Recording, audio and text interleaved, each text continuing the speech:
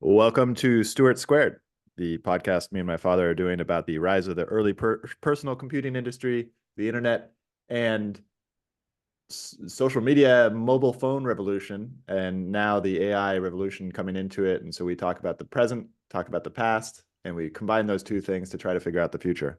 I guess I don't need to welcome you because I guess you're the co-host. So I guess so. welcome, Well, audience. hey, happy Yeah. with you. Yeah, we have to kind of figure this format.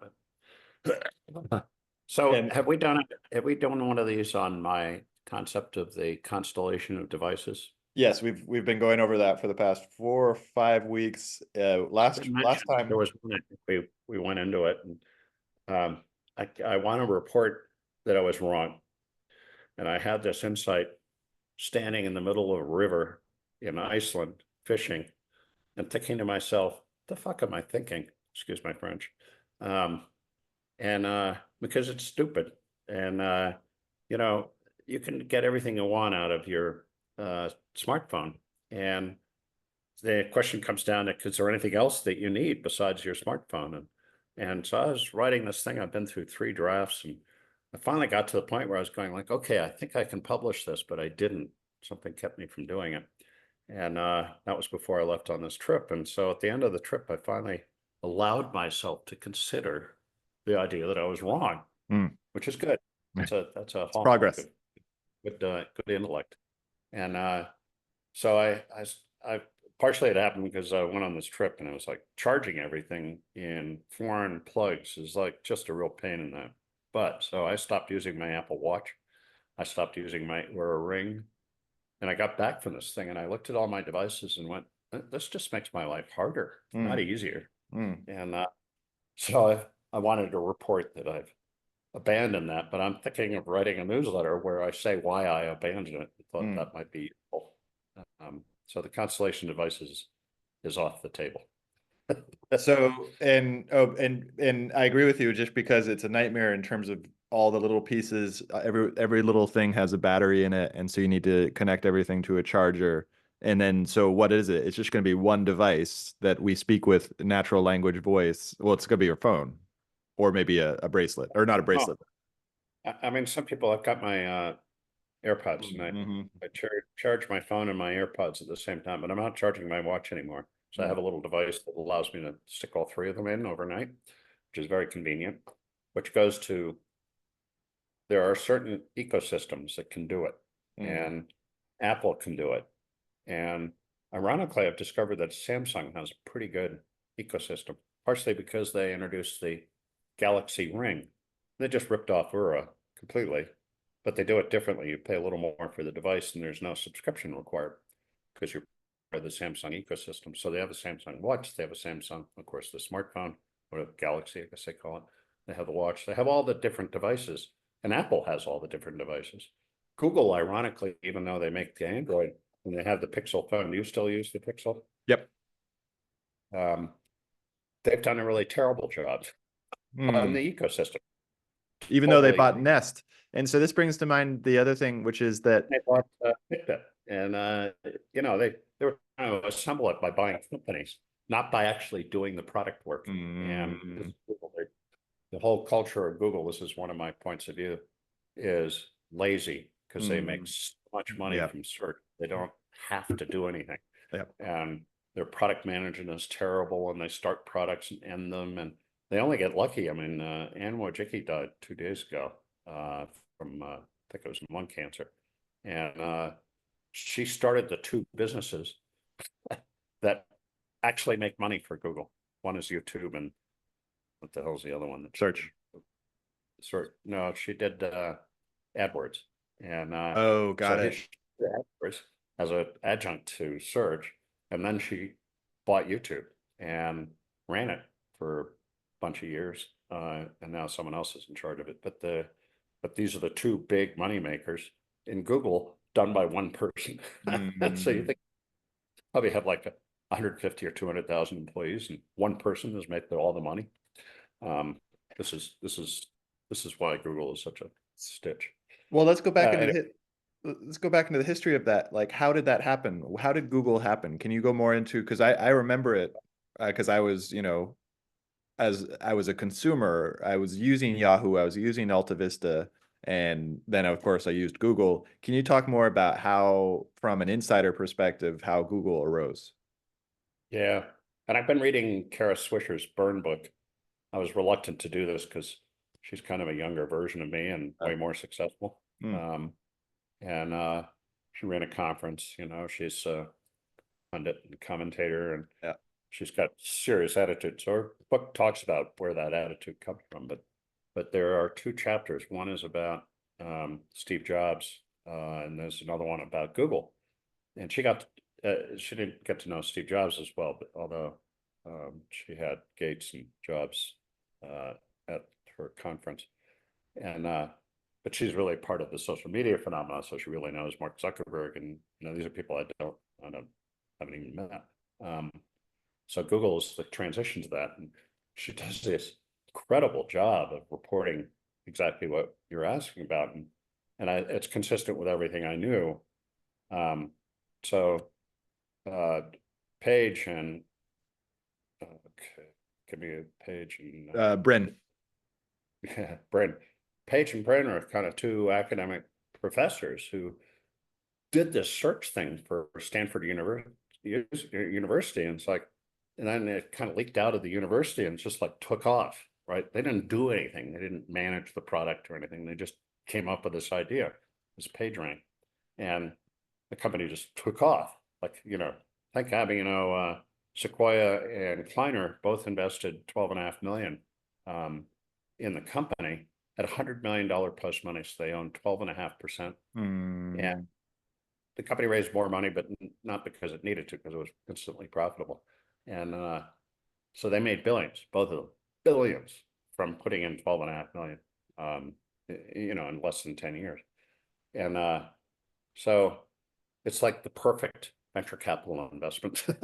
It's like, it makes itself successful. You don't actually have to do anything. The contribution they did was to hire Eric Schmidt. And originally it was an office of the CEO, but then Schmidt up being the CEO. And that allowed Brandon and Page to kind of go off and do whatever the hell they wanted to do. So they did. And they have all these projects, and this is what she's talking about. And you know, Schmidt was a good CEO, and he did a job. He was like riding a wild horse, and barely hanging on. So they never established a culture company that was about managing products, and not like Apple. Apple's all about product management, and the whole thesis of Apple. And so that chapter is pretty interesting too. So Google has never been able to reliably pursue a product. Yeah. Right? Even Android, they bought it when I was like a little thing, and it, you know, they just started making their hardware people start using it, and then they started making their own hardware. And they've had I'm persuaded, and I don't know this for a fact, but that's the heart and soul of Google is total jealousy of Apple. And that ecosystem that it's so Android, you know, I think they've repeated attempts to make hardware, and they all failed, right? So then they bought Nest. So then they bought, and then of course they bought Android in the beginning, and so then they started doing the Pixel. And originally the Pixel was engineered by someone else, and then they finally brought it in house. It's almost to the point of being a successful product. I'm ready to switch back. Nowhere near Samsung. I'm ready to switch back to the iPhone. I'm done with the Pixel. It was great for photos. It really got me with the photos. It's really excellent. But then they started to make changes. They promised it for free in the beginning, and now with Apple Intelligence down the road, and the fact that Google, and this is a good point, is that Google doesn't think about, they don't think about how to put the hardware and the software together. Whereas I trust Apple to do a good job with putting the AI hardware. All they're about, right? Yeah, the conversations we've had about Apple Intelligence is, you know, well, I'm operating on your behalf as opposed to this, you know, gigantic thing where like there's a kind of fuzzy benefit to it from a chat. So I'm pretty sure that if they keep calling it Siri, that Siri will get way better with the introduction of the next phone.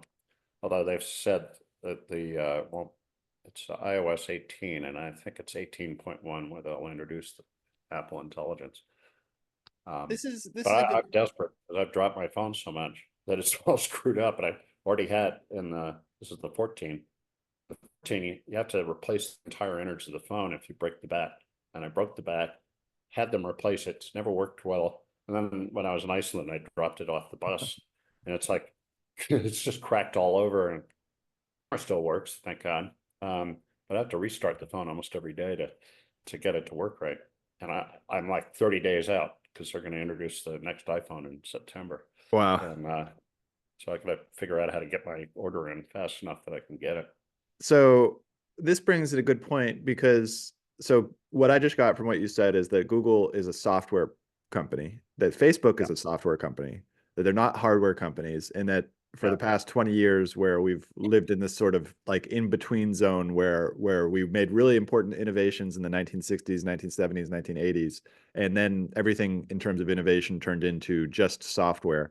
And now we've got this new software thing that also takes a sort of intelligence to enable it, which is why I called it AI Whisperer. And it's different from traditional software.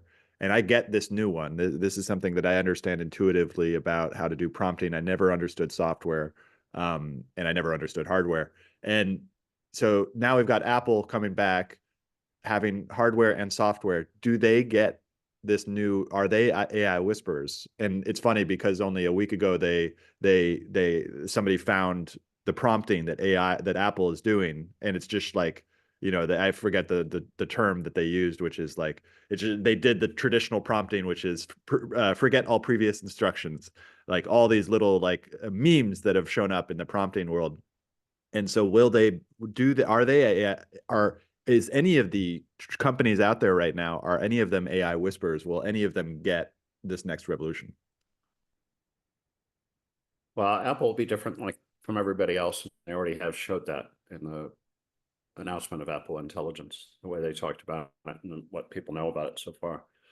And they're doing it in the service of the individual, right? So their whole world is organized around owning a smartphone, basically. You might have a watch and all this other stuff, but it's the phone as the center of their universe.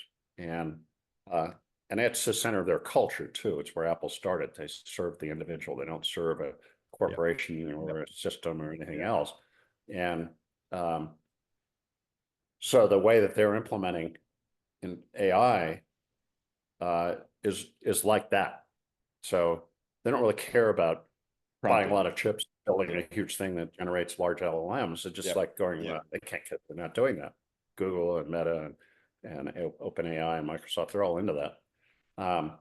So Apple's doing its own thing, and it's not the same as anybody else. So that's that, and I think that's pretty interesting and exciting, and that's why I really want the iPhone 16. I want to see how that works and participate in that. It's the same thing like when I got a spreadsheet in 1979. That's sort of conceptual excitement. Well, let's go back to that, because I now with AI, I'm now programming, and I'm now getting the AI to give me the right programs, and I'm now having to be forced to go in and understand what is behind the GUI, what is behind the software that I've just intuitively understood my whole life, what is behind all of that, to these things like Unix that determine whether the program works or not, for in all these abstract, like totally not visible ways that I have to prompt, but not prompt with the AI, prompt with the original natural language programming, which is this just arcane thing. So there's all these like layers. And so you saw that in the 1980s and the 1990s as it arose from hardware, like from an actual physical device that was not connected to the internet. Not totally, because like the original AI companies in the 1980s, which were largely centered around Boston, not in Silicon Valley. Interesting. There was a bubble, right? There were venture capitalists went nuts over AI, and really what they were trying to do was natural language. Talk to your computer and or talk to something, and the something would figure out what you want and return it to you. But they were operating on tiny bits of data. So now in retrospect, it would never work. because they just didn't have enough data. There wasn't enough information. I can remember talking to people about semantic analysis, right? There was this one company I talked to that understood the difference between a sentence and a word and a phrase. And, they really optimized for trying to figure this out. But inevitably what would happen is the logic would lose it. And go into a deep hole and the computer couldn't return a result. Context. It all has to do with context, essentially. Well, there's nothing that everything has to do with. It's like you have to accumulate these things. So that was the first AI bubble. And then the PC revolution happened and they went, wow, look, we have a whole computer with a lot of data on it. So we'll try to do it there. And that didn't work because there's no internet. But when the internet started, that's when this guy in Canada, I think it was, I'm still a little jet lagged, so it'll probably come back to me at some point. But the second generation of AI development was around context, and there's a word for it, but I'll get it. But because there was the internet, he theorized about how you would use data to, which the first generation didn't have. So it's a second area of effort that's got a separate name. And which you just have to suffer with because I'm old and jet lagged. And so that's the basis on which most of the research has been done in the last 20 years. Neural networks. At Google. Neural network, convolutional neural network? Thank you. Yeah, neural networks. Which is a concept of how you organize lots of information into something that resembles intelligence. And so neural networks are the second thing. And then the third thing, Google came up with this idea of transformers. And transformers could take that data and turn it into, it's what the word means. And and Google invented that and published about it like in 2017. 10 years ago. 17, so that's not 8 years ago. Yep. And forgot about it. Well, I didn't forget about it. They were working on it. But it took OpenAI to take the next leap, right? Because Google had it, but they didn't make it public. And the key thing that OpenAI did was make it public so that then you start generating more data and make it function. Right. So 3 and 3.5 and then 4 and then 4.0, I think it is, for ChatGPT. I'll show all the progress that OpenAI was able to make. And that put everybody else on their back heel. Right? Was behind, and then Google behind, everybody else was behind. And Microsoft did this really smart thing about licensing OpenAI. Well, and so the fact that ChatGPT was released as a public product, I don't think a lot of people know that they weren't releasing it in order to charge $20 a month. They were releasing it to do, as you said, which was to get more data to make it more functional. More going, this cycle going. But that's the funny part, because holy shit, because so many users, we could probably get some portion of them pay $20, and it was like a really high percentage. So they actually have a lot of revenue now from that subscription fee, and then they started selling it to corporations on a different basis. But so they're said to have like $3.5 billion of revenue last year. So it'd probably be like 9 or 10 this year. Well, the crazy thing is that they stopped at 200 million users. So that $20 a month is limited to 200 million users out of 7 billion people. Like there's no more growth in that user base, or at least for the past couple months. I haven't checked recently, but the real value is not the chat. What's chat that? Application. The real value is not the chat application, right? It's so the API. That's all for it's like so. The real value is something else, and this is what everybody's trying to figure out. What's the real value of this AI? And why I think that Numenta interview has really set me off, because I'm going, if you can make AI work like the human brain, look, the whole thing is much better. Right now, it's just batch processed through big LLMs. That's why Apple's thing is interesting, because at some level they're trying to mimic a real-time operation that'll help you based on your own data. And interesting. So they focus their effort. It's not really about chat, although, as I say, if they keep calling it Siri, it'll be a lot smarter. And I drive in my car all the time, and I can't use Siri to do search. I can do maps, and I can make phone calls and text, but I can't use it to do search because it says it still doesn't realize that Siri is not operating the car. Hmm. So it And forces this you to use your phone. and this gets into OpenAI's plan, which is everybody's trying to make Her, the movie Her, a reality by having a always-on voice assistant 24 hours a day that you can talk to. And now, They've been doing this forever. yeah, Do you ever see or hear about the video that actually the guy after Jobs, what's his name, John Scully? uh, John Scully had the Navigator video, and I wonder if you can find yeah, it online. It's really fun to watch now because I think he did that in like 1990. So Apple, the Navigator. yeah, I found it. Apple Knowledge Navigator video. Navigator, yeah. Does it show the video? Yep, It's not very long because it's just it's 5 an minutes. aspirational thing. Yeah, there's 1980.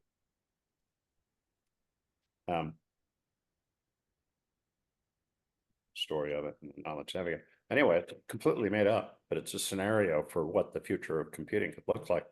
And at some level, it is totally predictive of what they're trying to do in the next version. And that's what Apple's trying to do, but OpenAI is also trying to do that. But the problem with OpenAI is that they don't have access to your entire machine. They're trying to get it by installing a desktop app, but Apple has that, and now they're partnering together in order to do that. And I wonder if that partnership They're that they not did, actually partnering. That's really interesting. You have to look at that relationship really well. Apple's doing everything on device, yeah, and if they can't respond to yeah, what the okay, query is, then they yeah. put it out OpenAI on the Whoa. internet. And So they're building so data.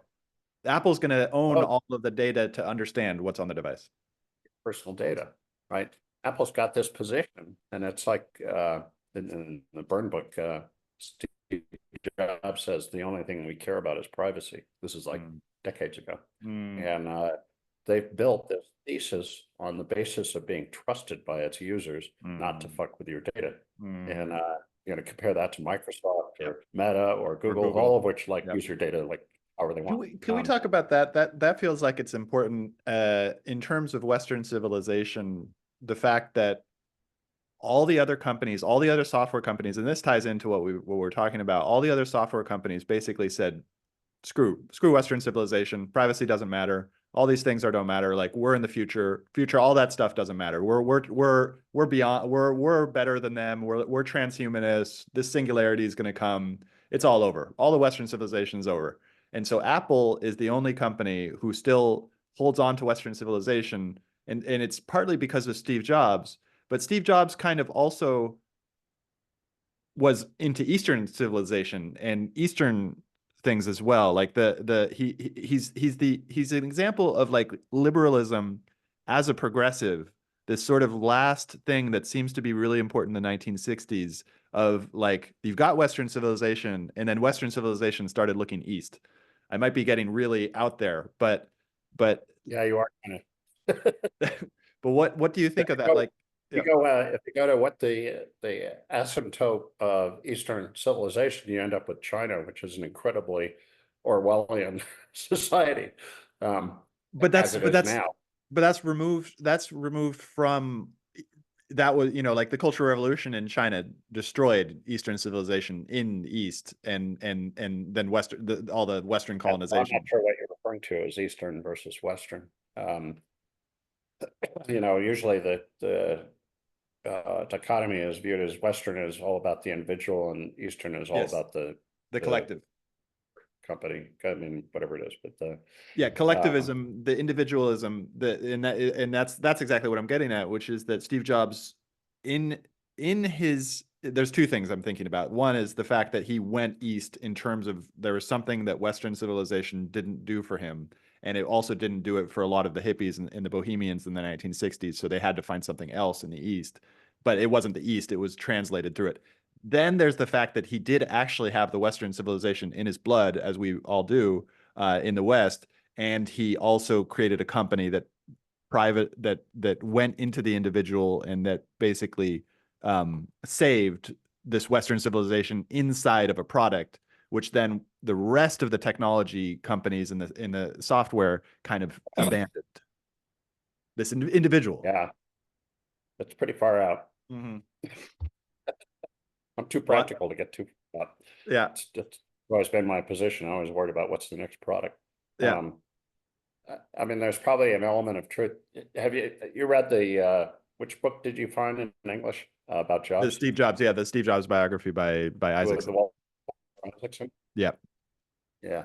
Brent Schneider, who you remember well, wrote a much better book called Becoming Jobs, I think it was, or Becoming Steve Jobs. And it's well worth reading because it basically uses all of Brent's inside and information and personal relationship with Steve, to which he had quite an intense one. Steve came to visit him when he was in the hospital. Yeah. That level. And to paint a picture of the 3 stages of becoming Steve Jobs. Yeah. Okay. And the first stage was the bad boy, didn't know how to company. Yeah. Interesting. Everybody off. I got fired. The second stage was next, where he took on starting a company and ultimately realized that that it would not work, and ended up selling it to Apple. And I mean, there's so many threads here. You were mentioning Unix at one point. Yeah. Next OS was based on Linux, and which is a derivation of Unix. And Next OS is the core of what Apple adopted as the operating system for the Macintosh, and then ultimately for the iPhone, although it was a very different implementation. But their ability to change chips underneath is a function of Next OS. Yeah. So they've progressed through 3 stages of chip architectures onto their own, architecture based on the ARM architecture. So they've married Linux and ARM in the iPhone, iOS, and it's sort of native to the internet, and it's much more flexible, so they can keep doing things as time goes by. It's infinitely extensible. And so when they're doing Apple Intelligence and implementing small LLMs on the device, that's partially enabled because of their underlying architecture that they've adopted the ARM, and they've done a better job of implementing ARM than any other device maker, small device maker. And then their ability to be plugged into the network. That all comes out of that architecture. I want to go back into history of that, because the Linus Torvald, can you explain more about why Linux? My understanding is the 1980s, we have the personal computing revolution. And what is the relationship between the personal computing revolution and Linus Torvald and Linux? Why did they become so important? So I don't know that Linus Torvald is the author of Linux. It may just be a concatenation of names. I'd have to look it up. But Linus Torvald was a key architect of Unix, and I don't know if the fact that it's called Linux is a reflection of his name. All right. Yeah, but Unix, he's important for Unix itself. Unix. So Unix was developed at AT&T, which is totally ironic. And it was Unix. AT&T did Unix, and it was really designed as a server operating system in a kind of corporate environment.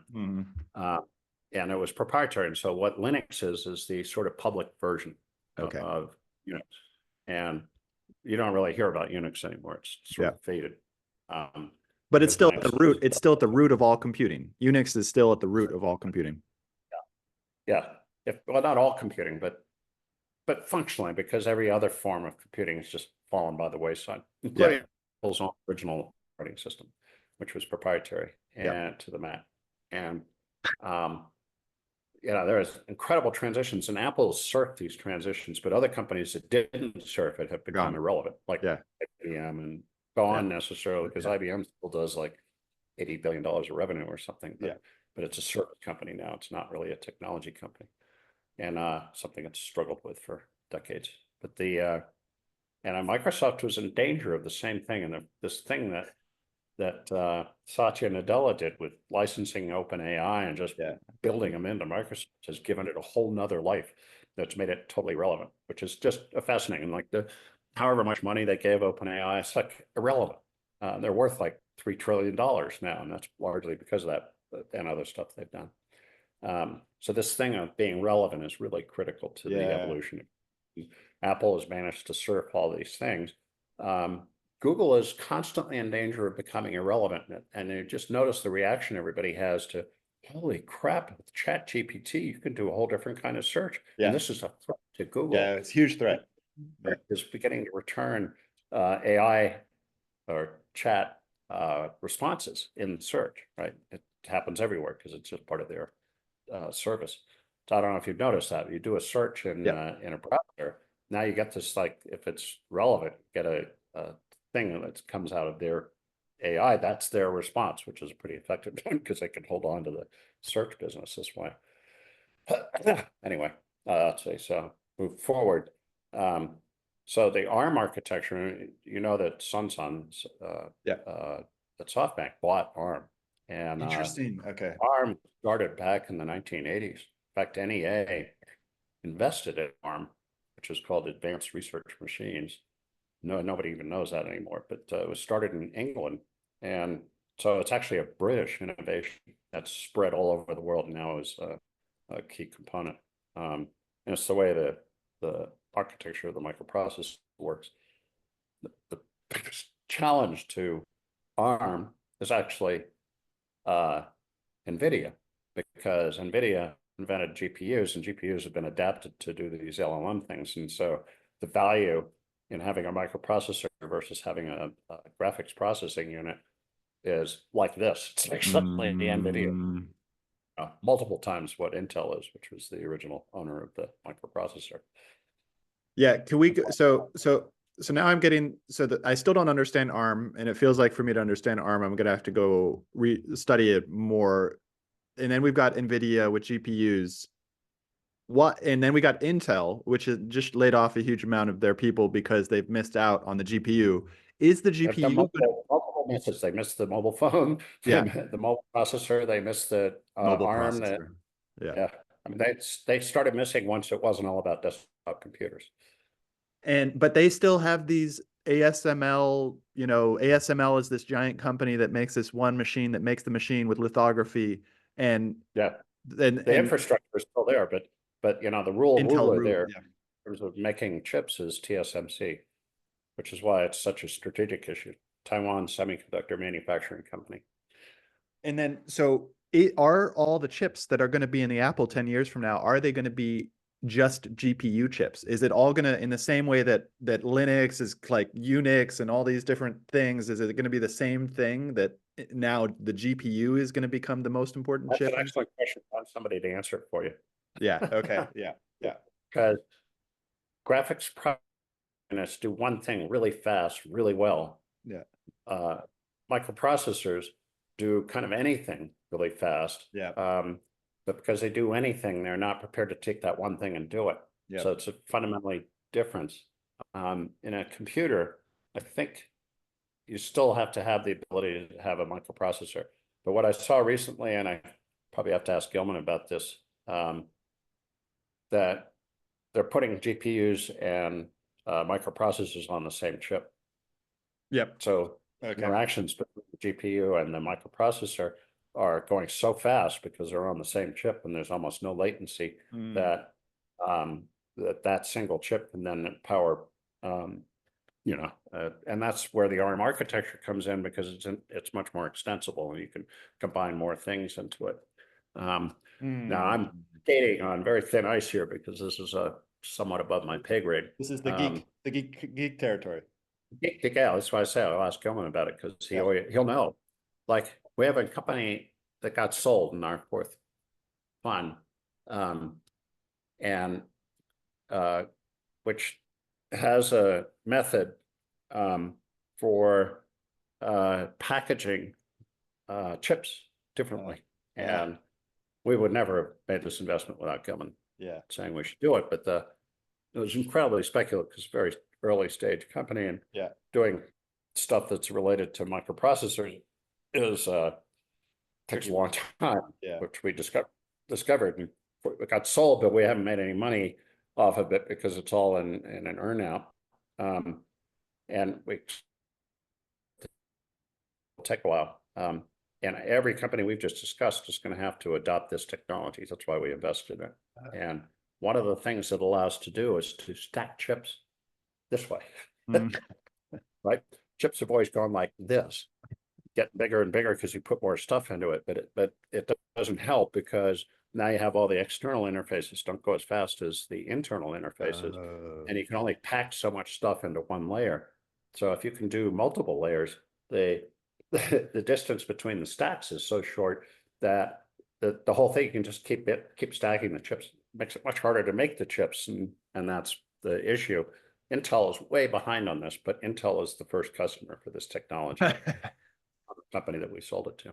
And so first of all, I love how you said like this, because I don't know if you remember the Silicon Valley TV show, but there was there's one character who made billions on this ridiculous thing, and he said like the doors go like this on his car. So that was a great reference. I'm not sure if that was a conscious reference, but so stuff, that's the irony of all of the computing, is it's very simple at its heart. Yeah. It's very hard to do, but the concepts are very simple. Yeah. Okay. So for the last 10 minutes, did we cover your original topic? No, about, and does it relate to what we're this giant tangent that we've gone on to the Constellation? Second, other part of it that we've talked about, which I'm still into, which is the Evernet. The fact that, you know, right now when the power goes out, my phone doesn't work because I have terrible cellular service, and generator doesn't keep my router going. And so we're going to buy another generator. The wires we have not just electricity, but we also have internet access. That important. And it was weird when our power went out, because we kind of were going like, well, what do we do now? We can't use our computers, and we're just sitting around. We can't watch TV. I was in the middle of watching a show when it went out, and so you sit there and you go like, oh boy, this is really weird. Well, the key part of the concept I have about the Evernet is that we're no longer going to rely on communications, terrestrial communications, like wires, wireless. We're going to be relying on satellite communications. And you know, China just launched the first like 18 satellites of their attempt to reproduce what Starlink is doing. And wow, it's right on it, right? The US government is still going like, well, Starlink and Elon Musk, and what do we do about this, as opposed to like, well, let's get a bunch of satellites up there so we don't depend on Elon Musk. So everybody wants to put a bunch of satellites up there. So there's going to be like 100,000 satellites instead of like 5,000 circling the Earth. Hopefully they don't run into each other, but there's a lot of room up there. And when that happens, certainly these devices, because Apple's already doing it. That's the thing I mentioned in an earlier thing about how iMessage would go by satellite. Expand capability of their satellite network.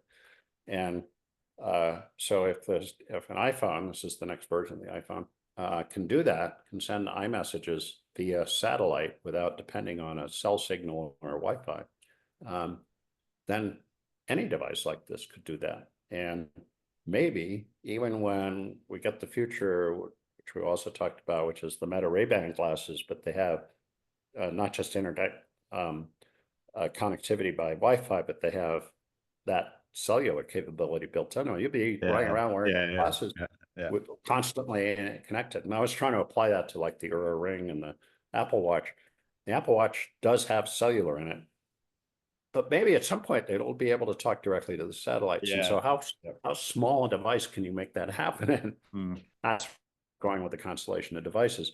So I abandoned that, but the Evernet thing is still absolutely true. And so that's, you know, when we get out there, you know, I may not be alive by the time this happens, but, you know, all of our devices will be connected to satellites, all devices. You won't even, the phone companies will go out of business, the cable companies will go out of business, all of that stuff is just going to go away.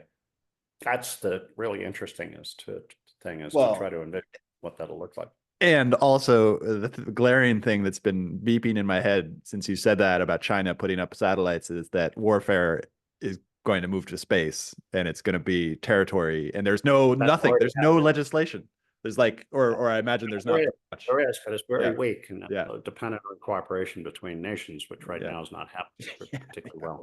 So, But, you know, it was reported that Russia put a satellite up there that uh, could launch a nuclear yeah. device Yeah.